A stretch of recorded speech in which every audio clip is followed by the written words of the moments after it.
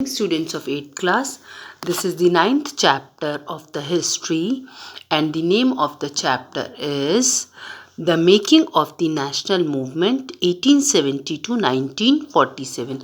In this chapter we are going to discuss many points. इस chapter में हम जो है बहुत सारे points जो है discuss करेंगे. In the previous chapters we have looked the British conquest territories and takeover, introduction of a new law, administration changes in the lives of the peasants, and matlab these were the few points you can see. Challenges to the caste system, social and religious reforms, and the revolt of 1857, the decline of crafts and the growth of industries. On the basis of what you have read about these issues, what you think Indians, मतलब इसमें हम सारा का सारा previous chapter में हम ये सारी की सारी चीज़ें जो है वो डिस्कस कर चुके हैं. Now we are having the next point, that is the emergence of nationalism. Okay, now emergence of nationalism के अंदर आएगा within about 100 years the British took control about almost every aspect of the lives in India. मतलब Britishers ने जो है वो पूरा का पूरा जो है कवर कर लिया था इंडिया को. They were exercising control over the resources of Indians and the lives of its people. मतलब सारे के सारी रिसोर्सेस पे वो कंट्रोल करना चाहते थे और वो जितनी भी चीज़ें थी भारत के अंदर उन सभी चीज़ों पे वो कंट्रोल करना चाहते थे. Even the lives of the peoples also they want to control. Okay, then we are having the an awareness emerged among Indians that the British control had to end. मतलब लेकिन एक हर चीज़ का एक अंत होता है. तो एक टाइम ऐसा आया कि जो है ब्रिटिशर्स जो इंडियंस जो थे वो चाहते थे अब जो है इंडियंस को जो है भारत से बाहर चले जाना चाहिए. ठीक है, they doesn't want to be there in the control of the Britishers. India the country for Indians. After 1850 many political associations were formed. बहुत सारी पॉलिटिकल एसोसिएशंस फॉर्म्ड हुई. Most of them were formed in the 1870s and 1880s.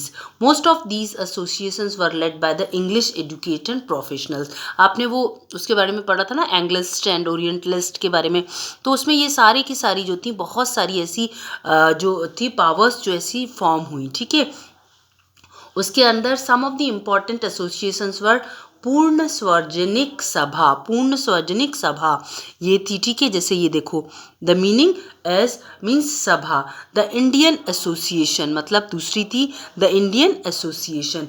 Then we are having the Madras Mahajan Sabha. Madras Mahajan Sabha. Okay, then we were having the Bombay Presidency Association, then the Indian National Congress. These were the few associations which were formed under this particular at the time of Britishers, because they want that we want to get rid of these Britishers. Okay, हम जो है Britishers से get rid होना चाहते हैं. then many of the association formed in the specific parts of the country.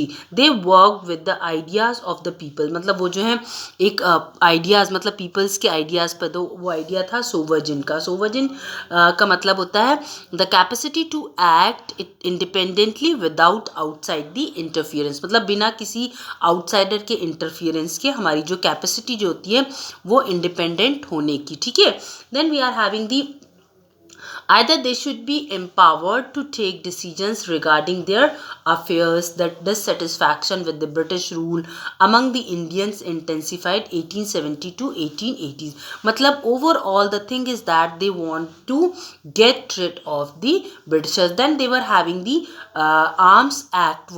Arms Act चला था. Arms Act के अंतर्गत क्या था, was passed in 1878. This act disallowed Indians from the possessing arms. मतलब इसके अंदर जो था किसी भी तरीके से जो है वो इंडियन फॉर्म पोसेसिंग आर्म्स मतलब किसी भी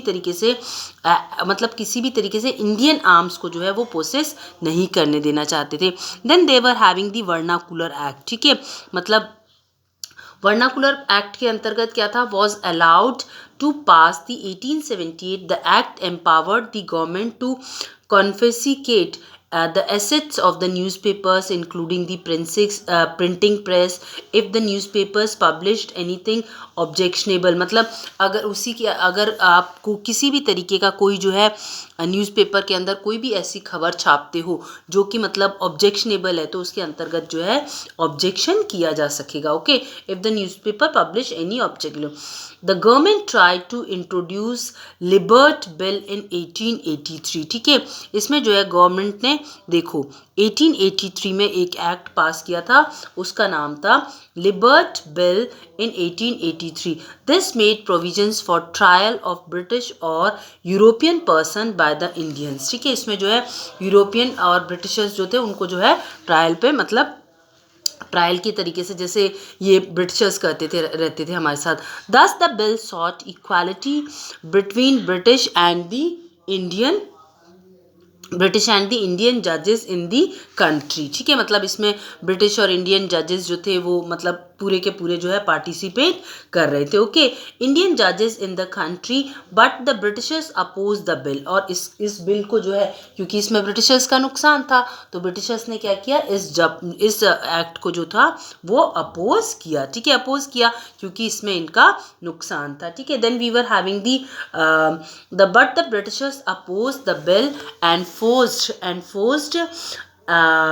the government to withdraw it. और इन्होंने कहा गवर्नमेंट को जो है विदड्रॉ करने के लिए. Then there were be the the Indian National Congress. Okay, the Indian National Congress थी. इंडियन नेशनल कांग्रेस के अंदर was establish in 1885. Indian National Congress जो थी वो 1885 में एस्टैब्लिश हुई थी एट बॉम्बे. कहाँ पर? Bombay. The early leadership was composed of the people from Bombay and Calcutta. Some of them important leaders. इसमें जो इम्पॉर्टेंट लीडर्स जो थे दादा भाई नौरोजी थे, फिरोज शाह मेहता थे, बदरुद्दीन त्याबजी थे, WC बनर्जी थे, सुरेंद्र नाथ बनर्जी, रोमेश चंद्र दत्त, S सुब्रमण्यम अय्यर एक्सेट्रा. और इसमें ये सारे के सारे लोग जो थे वो पार्टिसिपेट कर रहे थे. ठीक है, तो then we were having the A.O. Hume played a significant role. इसमें जो है A.O. हुम्स जो थे उन्होंने जो है बहुत ही सिग्निफिकेंट रोल जो है वो प्ले किया था. सिग्निफिकेंट रोल यहाँ पे आप देख सकते हो. A.O. हुम has played and part of bringing Indian from the various. मतलब ये इन्होंने जो है बहुत ही इंपॉर्टेंट रोल जो है वो प्ले किया था. Then we were having the nation in making. Next point. Okay, I'll continue in the second video. Thank you.